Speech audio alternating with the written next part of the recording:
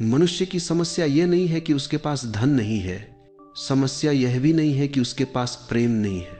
मनुष्य की सबसे गहरी समस्या है वह हर समय उपलब्ध है।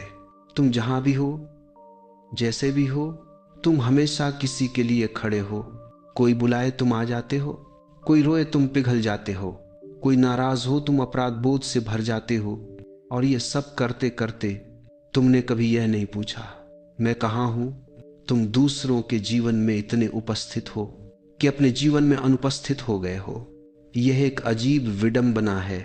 तुम सबके लिए उपलब्ध हो लेकिन स्वयं के लिए नहीं। मैंने हजारों लोगों को देखा है, वे कहते हैं हम बहुत थक गए हैं, और जब मैं पूछता हूं किससे, तो वे चुप हो जाते हैं।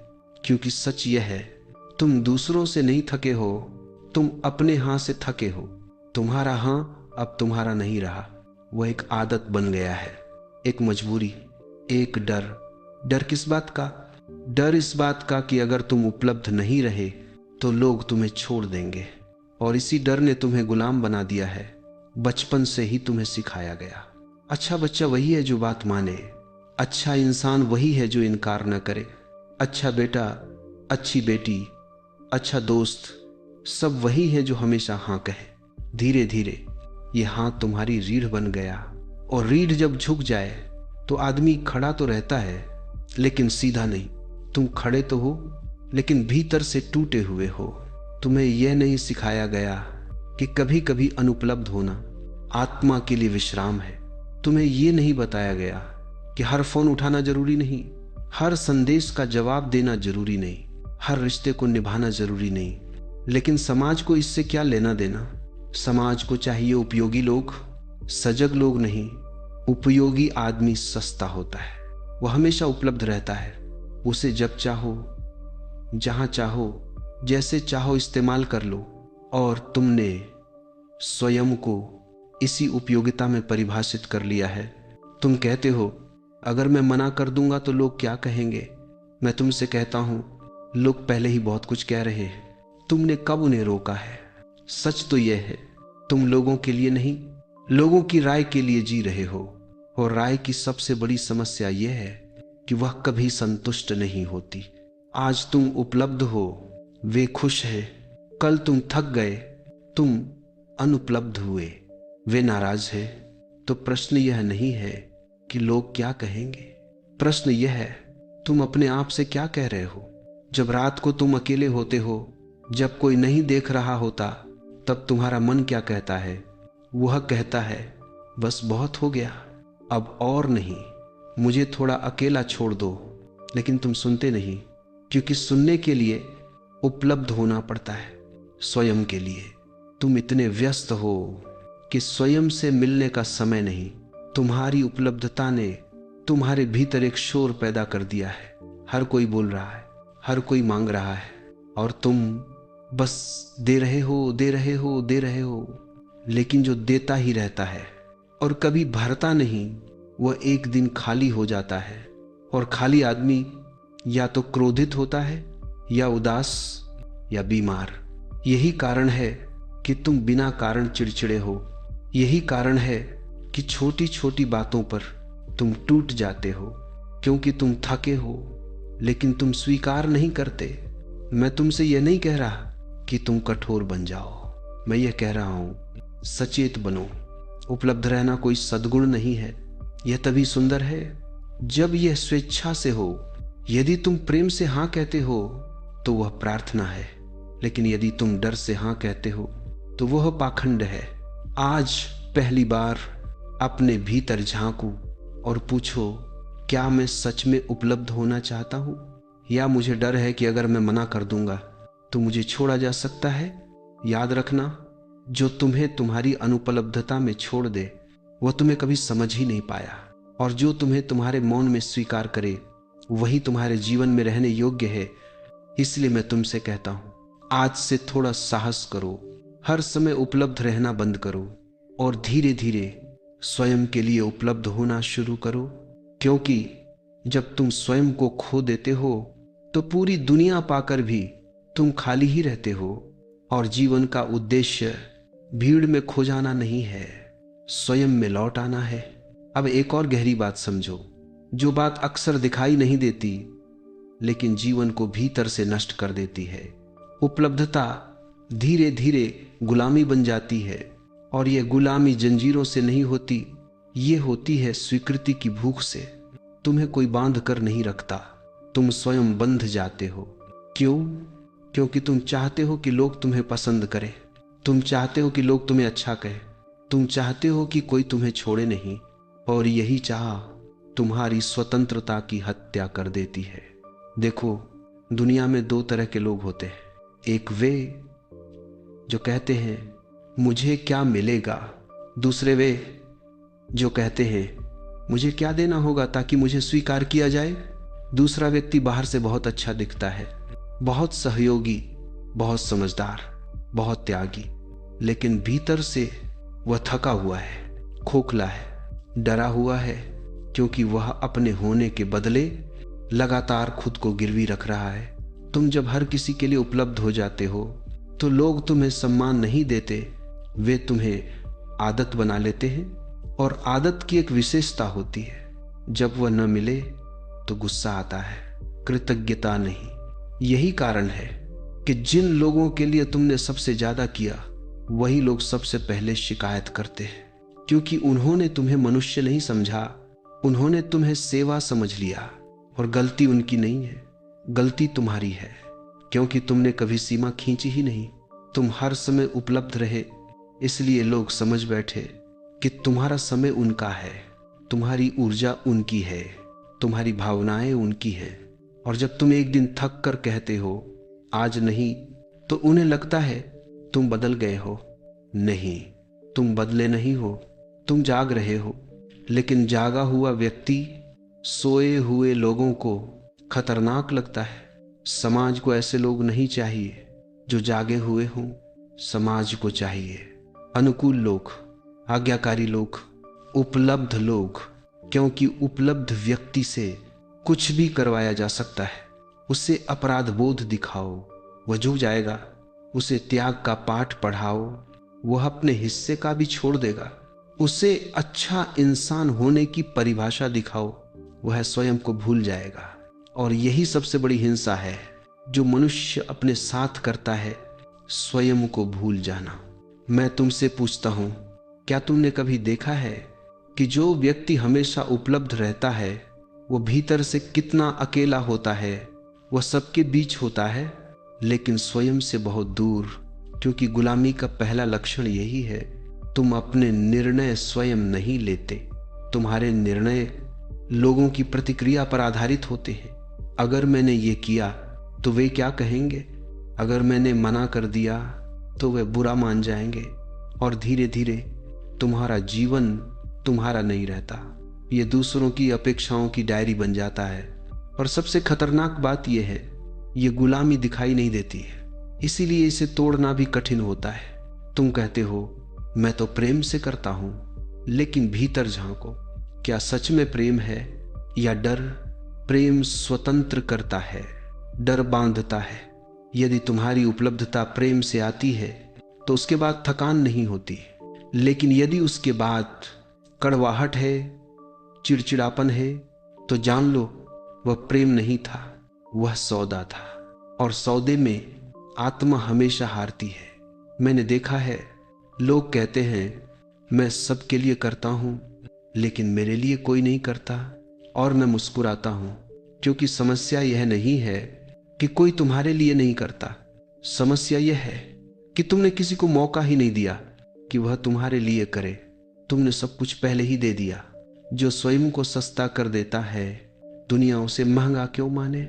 समझो इस सूत्र को, मूल्य दूरी से पैदा होता है। जो हर समय उपलब्ध है वह अनमोल नहीं हो सकता। सूरज रोज उगता है, हम उसे सामान्य मान लेते हैं, लेकिन जिस दिन वह न उगे पूरी पृथ्वी कांप उठे। मैं यह नहीं कह रहा कि तुम क्रूर बनो, मैं यह कह रहा हूं सचेत बनो। जब तुम हर बार हां कहते हो तो देखो क्या तुम स्वतंत्र हो या मजबूर।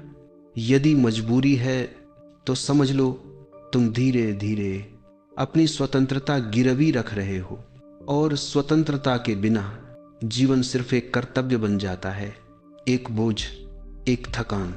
इसलिए मैं कहता हूं, उपलब्धता को सजगता से चुनो। जहां हृदय कहे वहां हां, और जहां आत्मा सिकुड़े वहां साहस से न।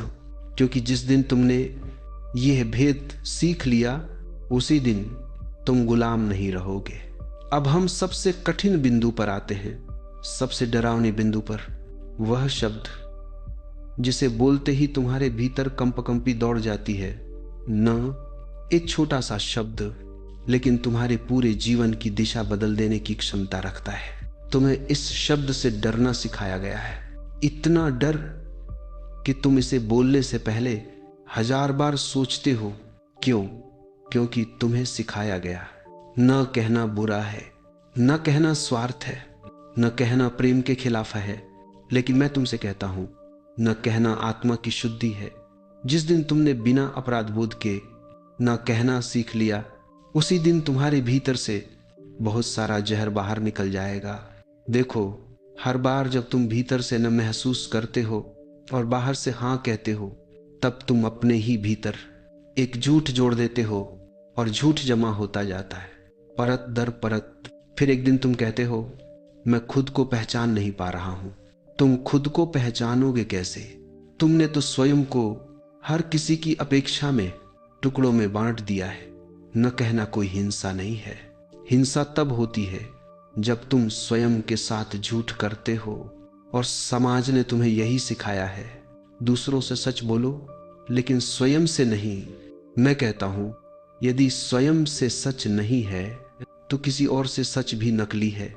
जब तुम ना कहते हो, तुम पहली बार अपनी सीमाएं खींचते हो। सीमाएं कोई दीवार नहीं होती, सीमाएं पुल होती हैं, जहां से संबंध स्वस्थ बनते हैं। जिस संबंध में ना कहने की अनुमति नहीं, वह संबंध प्रेम नहीं है, वह कैद है।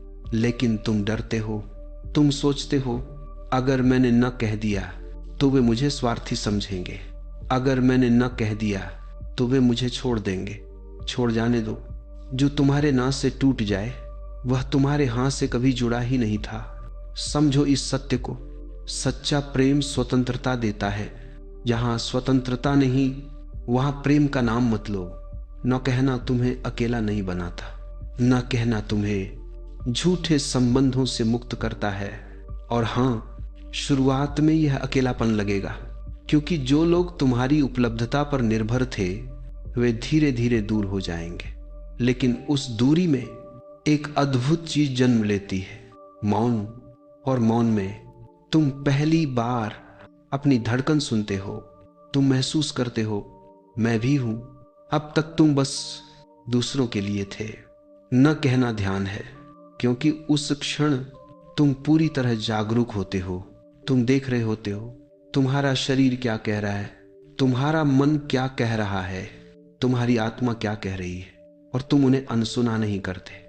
यह बहुत बड़ा साहस है, क्योंकि न कहना भीड़ के खिलाफ खड़ा होना है। भीड़ चाहती है कि तुम सुविधाजनक बने रहो, लेकिन आत्मा चाहती है कि तुम सत्य बनो। और सत्य हमेशा असुविधाजनक होता है। मैं तुमसे एक गहरी बात कहूं, जो व्यक्ति ना नहीं कह सकता वह हां भी नहीं कहता, वह बस प्रतिक्रिया देता है, स्वतंत्र निर्णय नहीं लेता। उसका हां भी मजबूरी है, उसका ना भी डर। लेकिन जब तुम ना कहना सीखते हो, तब तुम्हारा हां पवित्र हो जाता है, क्योंकि अब वह चुनाव है, आदत नहीं। तुम्हारा जीवन अब प्रतिक्रिया नहीं, उत्तरदायित्व बन जाता है। और उत्तरदायित्व का अर्थ है अपने होने की जिम्मेदारी लेना। शुरुआत में लोग तुम्हें बदलता हुआ कहेंगे। वे कहेंगे, पहले तुम ऐसे नहीं थे, और तुम मुस्कुराना, क्योंकि वे सही कह रहे हैं। पहले तुम सोए हुए थे, अब तुम जाग रहे हो, और जागा हुआ व्यक्ति हमेशा बदल जाता है। नो कहना किसी को ठुकराना नहीं है, नो कहना स्वयं को स्वीकार करना है। और जब तुम स्वयं को स्वीकार कर लेते हो, तब दुनिया की अस्वीकृति तुम्हें चोट नहीं पहुंचाती। इसलिए मैं कहता हूं, आज से अभ्यास शुरू करो, छोटी बातों में, छोटे न से। हर बार जब भीतर से नहीं उठे, उसे दबाओ मत, उसे सम्मान दो, क्योंकि वह तुम्हारी आत्मा की आवाज है। और जिस दिन तुमने उस आवाज को सुनना सीख लिया, उसी दिन तुम पहली बार शुद्ध हो जाओगे। उपलब्ध रहना बंद करने का अर्थ यह नहीं है कि तुम संसार से कट जाओ। इसका अर्थ है तुम स्वयं के लिए उपलब्ध हो जाओ। अब तक तुम सबके लिए थे, अब पहली बार अपने लिए होना सीखो। मैं तुमसे यह नहीं कह रहा कि तुम किसी से प्रेम मत करो, मैं कह रहा हूं पहले स्वयं से प्रेम करना सीखो। क्योंकि जिसने स्वयं को नहीं जाना वह दूसरे को क्या देगा, और जिसने स्वयं को नहीं सुना वह दूसरे को कैसे सुनेगा। देखो, तुम्हारी ऊर्जा सीमित है, तुम कोई अनंत स्रोत नहीं हो, लेकिन तुम ऐसा व्यवहार करते हो जैसे तुम्हारे भीतर कभी थकान नहीं होगी, जैसे तुम्हें विश्राम की जरूरत नहीं, जैसे तुम्हारा मन मशीन हो और फिर एक दिन तुम टूट जाते हो, अचानक नहीं, धीरे धीरे। और तब तुम कहते हो मैं जी तो रहा हूं लेकिन जीवित नहीं हूं। क्यों? क्योंकि तुमने अपने लिए कोई स्थान ही नहीं छोड़ा। स्वयं के लिए उपलब्ध होना एक कला है, और यह कला अकेलेपन से शुरू होती है। डरो मत इस शब्द से, अकेलापन। अकेलापन दुख नहीं है, दुख है भीड़ में खो जाना। अकेलापन वह क्षण है जहां तुम किसी भूमिका में नहीं होते। ना बेटा, ना बेटी, ना मित्र, ना कर्मचारी, ना पति, ना पत्नी, बस तुम। और यह तुम बहुत देर से प्रतीक्षा कर रहा है कि तुम लौटो। दिन में कुछ क्षण ऐसे चुनो जहां तुम किसी के लिए उपलब्ध न हो। मोबाइल बंद, दुनिया बाहर, और तुम भीतर। शुरुआत में मन बेचैन होगा क्योंकि उसे आदत है दूसरों की आवाज सुनने की, लेकिन धीरे धीरे उस शोर के नीचे एक मौन मिलेगा, और उस मौन में तुम्हें पहली बार शांति का स्वाद मिलेगा। ध्यान रखना, शांति बाहर से नहीं आती, वह तब आती है जब तुम स्वयं से भागना बंद कर देते हो। स्वयं के लिए उपलब्ध होना स्वार्थ नहीं है, यह जिम्मेदारी है। जिसने स्वयं को संभाल लिया वह दूसरों को भी स्वस्थ रूप से संभाल सकता है। अन्यथा तुम बस अपनी थकान दूसरों पर डालते रहोगे। मैं तुमसे कहता हूं, जीवन कोई कर्तव्य नहीं है, यह उत्सव है, और उत्सव थके हुए मन से नहीं मनाया जा सकता। इसलिए अपने जीवन में अनुपलब्धता के द्वार खोलो। हर समय जवाब मत दो, हर मांग पूरी मत करो, हर रिश्ते को ढो मत। कुछ रिश्ते तभी सुंदर होते हैं जब उनमें दूरी हो। जैसे दो तार यदि बहुत पास आ जाएं तो चिंगारी पैदा होती है। थोड़ी दूरी प्रकाश बन जाती है। जब तुम स्वयं के लिए उपलब्ध होते हो तब तुम्हारा हां सुगंधित हो जाता है, और तुम्हारा न शांत। अब तुम प्रतिक्रिया नहीं देते, तुम उत्तर देते हो, और उत्तर हमेशा सजग होता है। याद रखना, तुम्हें इस पृथ्वी पर किसी को खुश करने के लिए नहीं भेजा गया है, तुम्हें यहां जागने के लिए भेजा गया है। और जागरण का पहला कदम है स्वयं को प्राथमिकता देना। जो व्यक्ति अपने होने का सम्मान करता है, दुनिया अंततः उसी का सम्मान करती है। और यदि दुनिया न भी करे तो कोई हानि नहीं, क्योंकि अब तुम स्वयं की दृष्टि में गिरते नहीं हो, और जो स्वयं की दृष्टि में ऊंचा खड़ा है वह किसी और की स्वीकृति का भूखा नहीं होता। इसलिए मैं तुमसे अंत में यही कहता हूं, हर समय उपलब्ध रहना बंद करो और धीरे धीरे स्वयं के लिए पूरी तरह उपलब्ध हो जाओ। क्योंकि जिस दिन तुमने स्वयं को पा लिया उसी दिन तुमने जीवन को पा लिया। यही स्वतंत्रता है, यही मौन है, यही ध्यान है, यही मुक्ति है।